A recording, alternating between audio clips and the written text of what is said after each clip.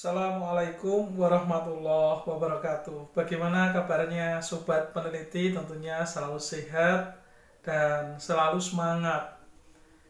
Sebagai peneliti tentunya banyak sekali problematika yang dihadapi, mulai dari penyusunan ide, kemudian pelaksanaan, sampai dengan bimbingan dan penyelesaian laporan.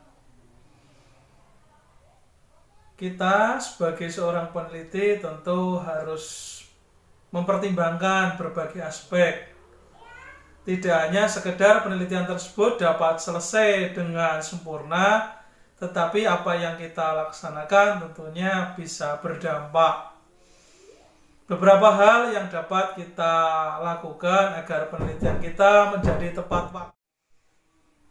Karena begitu banyaknya problematika, maka seorang peneliti harus benar-benar mengatur strategi agar penelitian tersebut sesuai dengan rencana, baik rencana pembiayaan, rencana waktu yang dibutuhkan, tenaga, itu sesuai. Karena jangan sampai kesempurnaan sebuah penelitian itu justru tidak efisien dan tidak efektif.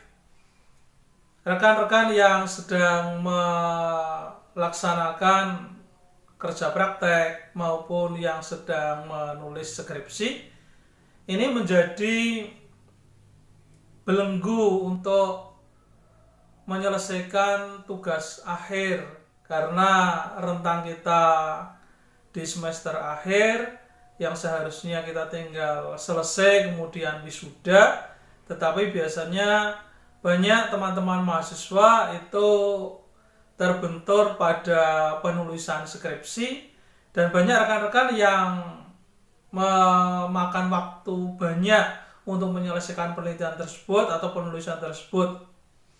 Atau justru banyak juga rekan-rekan mahasiswa yang tumbang belum sampai selesai, mubadir waktu yang sudah kita lewati selama bertahun-tahun, sementara tidak sampai selesai, tidak sampai wisuda karena skripsi kita atau penelitian kita atau tugas akhir kita itu tidak bisa didaftarkan karena deadline atau karena komunikasi kita dengan pembimbing kurang begitu intens atau kurang adanya komunikasi. Untuk itu rekan-rekan peneliti jangan sampai lupa kita belajar sesuai dengan sifatnya air. Dimana kalau kita berada di bawah, maka air yang ada di atas pasti akan turun. Begitu juga pada saat kita bimbingan skripsi ataupun tugas akhir ataupun kerja praktek ataupun penelitian yang lainnya, maka kita belajarlah untuk berada di bawah. Nggak perlu kita untuk menyanggah, kemudian untuk berdebat terlalu berlebihan, berikutnya tidak mendengarkan apa arahan saran dari pembimbing kita. Tentunya itu akan menghambat penelitian kita, menjadi beban tambahan. Di lain proses penelitian itu sendiri, proses bimbingan juga memakan energi. Untuk itu maka bersabarlah sahabat-sahabat peneliti, khususnya yang sedang mengerjakan skripsi, karena ini ujian buat kita, bagaimana komunikasi kita diuji dengan pembimbing, bagaimana kita memberikan paparan kepada pembimbing sedetail mungkin, sebaik mungkin, dan bagaimana etika serta estetika kita dalam berkomunikasi dengan pembimbing. Karena kalau kita tidak menunjukkan jiwa tawadhu kita, hormat kita kepada pembimbing, tentunya pembimbing juga akan bermalas-malasan pada saat membimbing rekan-rekan mahasiswa. Itu salah satu tip bagaimana agar kita bisa lebih dekat, karena kalau kita sudah dekat dengan pembimbing kita, maka arahannya pasti dengan mudah akan kita cerna, pasti akan dengan mudah beliau sampaikan kepada kita, dan selanjutnya kita akan arahkan sesuai dengan petunjuk. Jadi kita akan bisa lebih mudah, karena khususnya buat sahabat-sahabat pemula, untuk penelitian yang seperti ini tentunya menjadi beban yang menyita waktu dan perhatian kita. Ya ayyuhalladzina amanus biru wasobiru. Bersabarlah engkau dan tingkatkan kesabaran. Pada saat kita nanti bimbingan, pada saat kita nanti membuat sebuah penelitian, maka kita dituntut ekstra tinggi kesabarannya karena kita akan menghadapi objek dan subjek yang mungkin tidak familiar dengan kita. Pada kesempatan kali ini kita akan belajar mengenai sistematika penulisan karya ilmiah. Baik itu sahabat mau mengajukan proposal, penelitian, sahabat menulis karya, penelitian, skripsi maupun kerja praktek. Karena secara individu kurang lebih sistematikanya sebagai berikut, dan ini tidak patokan baku, menyesuaikan dengan kondisi yang ada di lapangan dan perkembangannya tentunya sesuai dengan arahan pembimbing penelitian. Untuk sistematika ini, untuk penulisan sistematika penulisan ini ada bagian awal, kemudian ada bagian isi, berikutnya ada bagian penutup. Untuk bagian awal, ini ada penulisan judul. Berikutnya ada kata pengantar, kemudian ada daftar isi, selanjutnya ada daftar gambar atau daftar tabel. Pada bagian isi, ini terdiri dari bagian pendahuluan, kemudian bab pembahasan, kemudian bagian penutup. Di dalam bab pendahuluan ini berisi latar belakang, batasan masalah, rumusan masalah, kemudian tujuan, berikutnya ada kegunaan maupun manfaat. Kemudian pada bab pembahasan ini ada kajian teoritis dan pembahasan itu sendiri. Kemudian pada bagian penutup ini ada simpulan dan saran. Serta pada bagian yang terakhir ini ada daftar pustaka dan lampiran dari karya penelitian. Baiklah, kita akan pilah-pilah mulai dari bagian awal. Untuk bagian awal yang terdiri dari lembar judul, ini sahabat untuk bisa menuliskan judul yang ada di atas, kemudian digunakan, penelitian tersebut digunakan untuk apa. Berikutnya bagian bawahnya nanti ada logo, kemudian ada name beserta dengan nama kita, kemudian bagian bawah ini fakultas atau jurusan, dilanjutkan dengan universitas di mana tempat kita mengajukan penelitian dan tahun penelitian. Kemudian pada kata pengantar adalah pengantar dari kata informasi tentang penelitian yang kita lakukan dari kita, kemudian dilanjutkan dengan urutan daftar isi. Daftar isi mulai dari lembar pertama sampai dengan lembar terakhir. Berikutnya ada daftar gambar, itu gambar-gambar yang masuk di dalam penelitian inti. Ya, gambarnya semuanya berada di situ. Kemudian ada daftar tabel. Kemudian ada daftar lampiran yang nanti akan ditaruh di bagian lampiran. Kemudian di bagian isi, yang pertama yaitu pendahuluan. Pendahuluan itu ada latar belakang.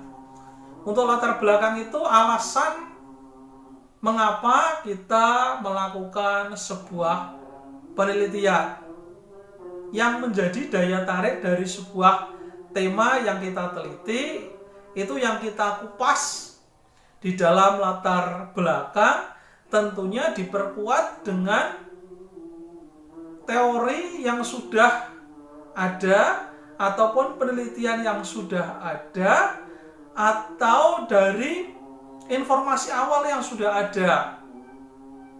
kita sandingkan dengan standar operasional prosedurnya, atau kita sandingkan dengan undang-undangnya, atau kita sandingkan dengan yang seharusnya, sehingga memunculkan sebuah gap atau pertanyaan.